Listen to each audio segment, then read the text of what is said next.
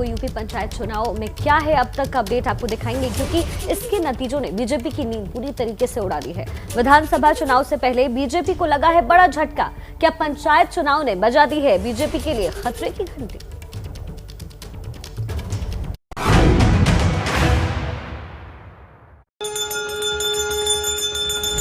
काशी, अयोध्या, मथुरा, गोरखपुर, उत्तर प्रदेश में ये बीजेपी के गढ़ हैं और धर्म के प्रतीक स्थल भी। लेकिन वोटों के हिसाब से हिंदुत्व की राजनीति करने वाली बीजेपी के लिए अच्छे संकेत नहीं दिखाई दे रहे हैं। इन जगहों पर समाजवादी पार्टी कहीं बीजेपी को कड़ी टक्कर दे रही है तो कहीं बहुत आगे निकल गई है। अगर उत्तर प्रदेश के धार्मिक नगरी का पंचायत चुनाव में हिसाब किताब देखें तो बाबा विश्वनाथ की नगरी वाराणसी में समाजवादी पार्टी बीजेपी से बहुत आगे दिख रही है। भगवान राम की जन्मभूमि अयोध्या में भी समाजवादी पार्टी का परचम ज्यादा लहरा रहा है। खुद मुख्यमंत्री योगी आदित्यनाथ के शहर गोरखपुर में कांटे की टक्कर दिख रही है।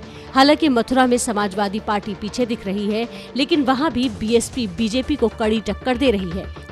और पंचायत चुनाव के अब तक के आए रुझानों के हिसाब से बीजेपी सबसे बड़ी पार्टी होने के बावजूद दूसरे पायदान पर फिसलती दिख रही है। रुझानों के मुताबिक 75 जिलों की 3050 पंचायत सीटों में से समाजवादी पार्टी 747 सीटों पर बढ़त बनाए हुए है, जबकि बीजेपी 666 सीटों पर आगे चल रही है। बीएसपी 322 और कांग्रेस 77 सीटों पर बढ़त बनाए हुए है। 1238 सीटों पर अन्य उम्मीदवार आगे चल रहे हैं। तो क्या पंचायत के नतीजे अगले विधानसभा चुनाव में जनता की राय का इजहार कर रहे हैं? कांग्रेस के हाथ बहुत कुछ नहीं आया है, लेकिन बीजेपी हार रही है, इसलिए वो खुश भी है। सरकार निर्दयी कैसे हो सकती है?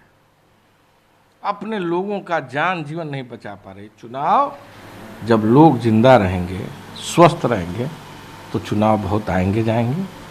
अभी कांग्रेस पार्टी सेवा भाव में लगी है। जिस बीजेपी की ताकत आज उत्तर प्रदेश में अजेय मानी जा रही थी, उसे गांव की गलियों तक ले जाने वाले चुनाव रुझानों ने परेशान कर दिया है। पंचायत के चुनाव में समाजवादी पार्टी बीजेपी के बराबर तनकर खड़ी हो गई है। अब अगले साल यूपी में विधानसभा के चुनाव होने वाले हैं। उससे पहले ही पंचायत चुनाव में लोगों का रुझान बता रहा है कि राम के आगे लड़ाई रोटी तक पहुँच चुकी है। समाजवादी पार्टी ने बनारस में, प्रयागराज में, अयोध्या में भारतीय जनता पार्टी को धूल चटा दी है और गोरखपुर जो योगी जी का गढ़ माना जाता है, वहां पे नाक को दम कर रखी है। पंचायती चुनाव में पूरे उत्तर प्रदेश में समाजवादी पार्टी ने अपना परचम लहराया। यूपी पंचायत चुनाव के नतीजों को अगर डिकोड किया जाए तो कहा जा सकता है कि कोरोना की महामारी से निपटने में प्रशासन की नाकामी बीजेपी को भारी पड़ रही है। एसपी और बीएसपी को निष्क्रिय समझने की भूल बीजेपी को महंगी पड़ रही है। पंचायत के नतीजों से ये भी लगता है कि लोगों की नाराजगी बीजेपी से ज्यादा है, दूसरे दलों के प्रति लगाव कम। बड़े स्तर पर बीजेपी के बड़े नेताओं की छवि भले मजबूत दिखती है, लेकिन स्थानीय और ग्रामीण अंचलों में लोगों की नाराजगी बढ़ रही है। जिस तरह कई जगहों पर बागियों ने जीत हासिल की, उससे लगता है कि बीजेपी को विरोधियों से ज्यादा बागियों से खतरा है। तो अब चुनौती बीजेपी के सामने है कि कैसे वो इस पंचायत की हार से फटी अपनी छवि को रफू करती है, क्योंकि अब अगली लड़ाई विधानसभा के चुनाव ही है। हार सिर्फ धार्मिक प्रतीकों वाले शहरों तक ही नहीं सिमटी है, बल्कि पूरे सूबे में विपक्ष से बीजेपी को बड़ी टक्कर मिली। अब देखिए ना कि लखनऊ की मोहनलालगंज सीट से 2 बार सांसद रह चुकी और जिला पंचायत चुनाव में बीजेपी प्रत्याशी रीना चौधरी को भी हार का सामना करना पड़ा है। उन्हें समाजवादी पार्टी के प्रत्याशी ने मुकाबले में हरा दिया। यूपी में पंचायत चुनाव के नतीजों में किसकी हार किसकी जीत, लेकिन खतरा बहुत बड़ा है और खतरा किसी राजनीतिक दल पर नहीं है, खतरा है यूपी के गांव में, क्योंकि यूपी में पंचायत चुनाव के प्रचार के दौरान खूब भीड़ जमा हुई और संक्रमण का खतरा और दायरा बढ़ गया। इसीलिए संक्रमण फैलने से रोकने के लिए विशेष अभियान आज से शुरू हो रहा है। यूपी के गाँव में सरकार कोविड टेस्ट ड्राइव शुरू करेगी। यूपी में कोरोना मरीजों की बढ़ती तादाद के बीच अब सरकार का ध्यान गांवों की ओर गया है। गांवों में संक्रमण की सुनामी रोकने के लिए बड़े पैमाने पर टेस्टिंग अभियान आज से शुरू हो रहा है। आज से यूपी के 97,000 राजस्व गांवों में कोविड टेस्ट ड्राइव चलाया जाएगा। इन गांवों में घर घर जाकर लोगों की इंफ्रारेड थर्मामीटर से जांच की जाएगी। ऑक्सीमीटर से लोगों के पल्स और ऑक्सीजन लेवल की जानकारी ली जाएगी।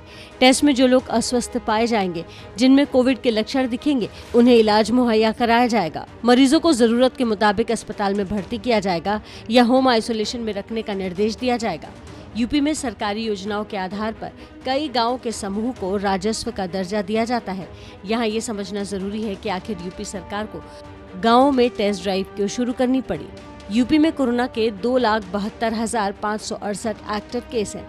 यहाँ एक दिन में कोविड के 25,858 नए मामले आए हैं। सिर्फ 24 घंटे में कोरोना वायरस ने 352 लोगों की जान ली है। साथ ही आपको ये भी जानकारी दे दें कि यूपी के 7 जिलों में अभियान की शुरुआत कर दी गई है, टीकाकरण अभियान की, और अब बाकी जिलों में भी होनी है, लेकिन उससे पहले होगा ये टेस्ट ड्राइव।